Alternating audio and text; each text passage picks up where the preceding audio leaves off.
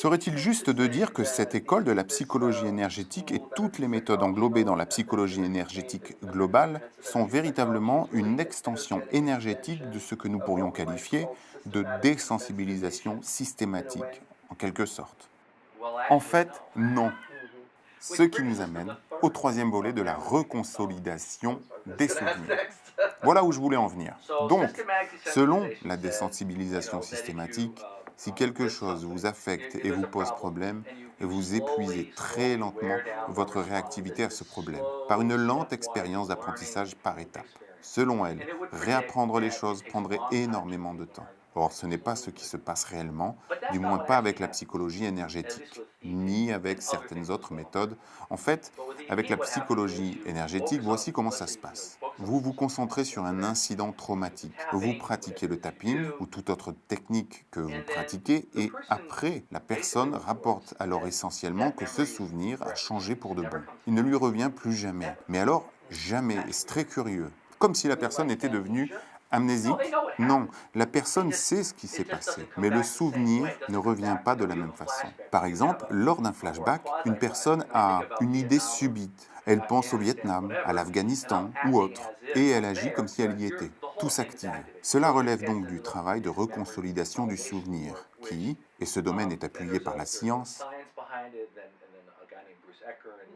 ce sont Bruce Ecker et Tiller, il me semble, qui ont écrit un ouvrage intéressant intitulé Libérer le cerveau émotionnel, dans lequel ils mettent en rapport les travaux effectués dans le domaine des neurosciences avec la psychothérapie. Mais fondamentalement, ce que la reconsolidation du souvenir suggère, c'est que, et je vais simplifier les choses, lorsqu'un souvenir ressurgit, on ne passe pas sa vie à constamment se remémorer des choses, mais lorsque ce souvenir surgit, tout ce qui lui est associé ressurgit avec lui. Donc, il y a la pensée, il y a le sentiment, des réactions dans le corps, la biochimie. Tout cela accompagne ce souvenir. Alors, s'il s'agit d'un souvenir traumatique qui n'a pas été traité, tout cela ressurgit avec. Et le problème, c'est que si j'en parle, ou que si je réagis, ou j'y suis exposé de façon prolongée, ce qui me... Vous savez, je pense que c'est une approche insoutenable, c'est de la torture. Si nous adoptons cette démarche, ce qui se passe, c'est que lorsque le souvenir ressurgit, il revient plus ou moins toujours de la même façon. Selon la désensibilisation systématique, le souvenir va bien se représenter, mais chaque fois avec une nouvelle petite différence. Il s'agit d'un processus long et ardu. Mais la reconsolidation du souvenir suggère que l'on peut faire un certain nombre de choses. 3 choses pour être précis. Lorsque ressurgit un souvenir qui peuvent nous permettre d'accéder à une toute différente manière d'être avec cette expérience.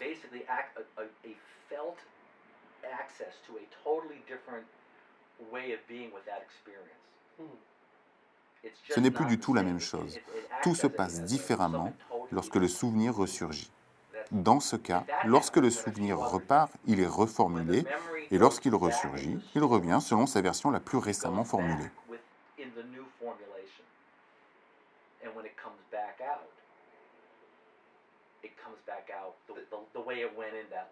C'est donc la nouvelle version qui se manifeste. Quand le souvenir sera engrangé, il aura changé de façon permanente. Voyez-vous, nous avons donc parlé de théorie polyvagale, nous avons parlé de désactivation de l'amygdale. Ce sont ces processus qui régulent tout cela à la baisse. L'affect redescend, la personne se calme, etc. Mais, en plus de cela, la psychologie énergétique répond également aux critères de reconsolidation du souvenir. Celui-ci repart sous une autre forme et ne réapparaît jamais de la même façon. Et, à la fois suivante, lorsque le souvenir ressurgit, la personne constate alors « Tiens, ça ne me dérange plus du tout ». Et maintenant, la personne n'a plus rien à craindre et ce principe continue à agir dans votre vie. Et on peut amplifier ce phénomène de façon différente. Vous avez dit que la reconsolidation du souvenir se fait en 3 étapes. Les 3 étapes nécessaires pour activer ce type de changement d'expérience pour reconsolider le souvenir sont les suivantes. 1. Il faut tout d'abord rappeler le souvenir. Il faut qu'il ressurgisse sous une forme active. 2. Il faut ensuite créer une contre-expérience. Il faut se donner une nouvelle représentation du souvenir qui contredise de façon tout à fait fondamentale l'expérience d'origine. La contre-expérience doit être radicalement différente. 3. Il faut répéter ce processus. Il faut répéter plusieurs fois la deuxième étape pour que les neurones qui s'activent ensemble se connectent les uns aux autres. Penchons-nous désormais sur ce qui se passe avec l'EFT ou la TFT ou d'autres approches. Nous mentionnons toujours ces deux-là, c'est un peu injuste vis-à-vis des autres, ou même la TAT ou l'AIT. Alors que faisons-nous? Pour faire remonter le souvenir, nous disons tout d'abord, je voudrais que vous pensiez à ce problème, à quel point il vous dérange. Si vous lui attribuez un score de 9, c'est qu'il vous dérange beaucoup, n'est-ce pas? Puis nous faisons une séance de tapping. Restons-en à une version simple en faisant quelques tours de tapping. Le score SUD passe à 0 ou à près de 0, d'accord? Donc après je dis, pensez à ce problème et à quel point il vous dérange. 0. Quoi? C'est bizarre, c'est vraiment bizarre. Donc voilà la deuxième condition de rempli. Nous disons alors, bien, maintenant reprenons le tout. Je veux que vous répétiez cette étape. Voyons s'il reste quelque chose. Donc, pour évaluer l'efficacité de notre travail, nous allons renouveler l'opération au moins 2, sinon 3 fois, pour voir s'il ne reste vraiment plus rien. La personne fait ainsi de multiples expériences. C'est la même chose si vous la décomposez en plus petits fragments. Les scores SUD passent de 9 à 5 puis à 3. En travaillant peut-être sur les différents aspects du problème, on obtient des expositions répétées qui perdent en intensité. Donc, le problème diminue de plus en plus. Et c'est la première fois que cela se produit. Et donc, le client a de nouveau cette expérience et revenons-en à la théorie polyvagale. D'ailleurs, pourquoi est-elle si puissante? Si vous lisez l'ouvrage d'Ecker, il y a diverses façons de faire cela, qui sont, à mon avis, un peu plus cognitives. Mais avec la psychologie énergétique, il s'agit d'une expérience ascendante. On ressent la différence au plus profond de soi. On ne peut pas l'expliquer, mais on le sait. C'est une compréhension ressentie et qui se passe en temps réel lors des séances. Et vous savez, les gens en sont un peu abasourdis. En fait, lorsqu'ils ressentent l'effet, ils disent « À quel score cela correspond-il » Si vous voyez qu'ils sont tout à fait calmes, c'est un 4 ou un 5. Vous leur demandez alors « Est-ce vraiment un 4 ou un 5 maintenant ?» Ou êtes-vous simplement en train de vous souvenir de ce que c'était auparavant? Ils répondent alors « Eh bien, je ne sais pas si ça va revenir. Je comprends, mais en ce moment, quel est le score? Eh bien, il est de 0. Vous allez voir la personne regarder tout autour d'elle. Vous savez, vous l'entendez. Puis vous la rappelez et vous dites alors, eh bien, c'est un 0. Oui, c'est bien un 0. C'est bizarre, non? Oui, c'est vraiment bizarre. Revenez-y, n'hésitez pas. Ils regardent autour d'eux avec une expression d'étonnement du genre, j'ai du mal à y croire. Donc, ils retournent 2, 3, 4 fois, ils sont en plein dedans, encore et encore, c'est la troisième condition. Ce sont en quelque sorte des répétitions internes qui se produisent durant la séance, à chaque fois que nous renouvelons les tours de tapping. Tout à fait.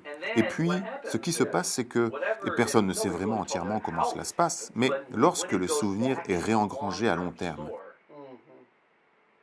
c'est sa nouvelle version qui est emmagasinée. Donc, chaque fois qu'il ressurgit, en fait, il n'y a plus rien. Et il se trouve que parfois, ce processus se généralise à d'autres choses qui sont semblables. Surtout si la personne s'est dit auparavant, eh bien, cela signifie, ce comportement signifie X. Cette expérience signifie que je suis un perdant. Cette expérience signifie que je suis faible. Cette expérience signifie que je devrais avoir peur. Et la personne a peut-être en elle encore 10 autres expériences de ce genre. Eh bien, il faut parfois y travailler de façon plus explicite. Mais parfois, le processus se généralise. La construction de sens que les gens tirent de leur expérience semble changer, ce qui me mène à la question suivante. Quand un client entre en séance, je ne pense pas que la plupart des gens aient vraiment fait un autodiagnostic de tous ces événements spécifiques d'une manière ou d'une autre. Vous pourriez donc peut-être parler un peu sur la façon dont un thérapeute novice à ces techniques serait en mesure de répondre à une personne présentant un système de croyance qui la limite, car c'est généralement ainsi qu'un client arrive, avec un système de croyance qui le limite. Je ne peux pas être aimé, je ne pense pas que le monde soit un endroit sûr. Comment tout cela s'agence-t-il? Eh bien, en général, ce qu'il faut faire, c'est trouver des exemples précis. Comment le savez-vous? Quels sont les événements qui ont eu lieu dans votre vie et qui vous ont amené à croire que vous ne pouviez pas être aimé?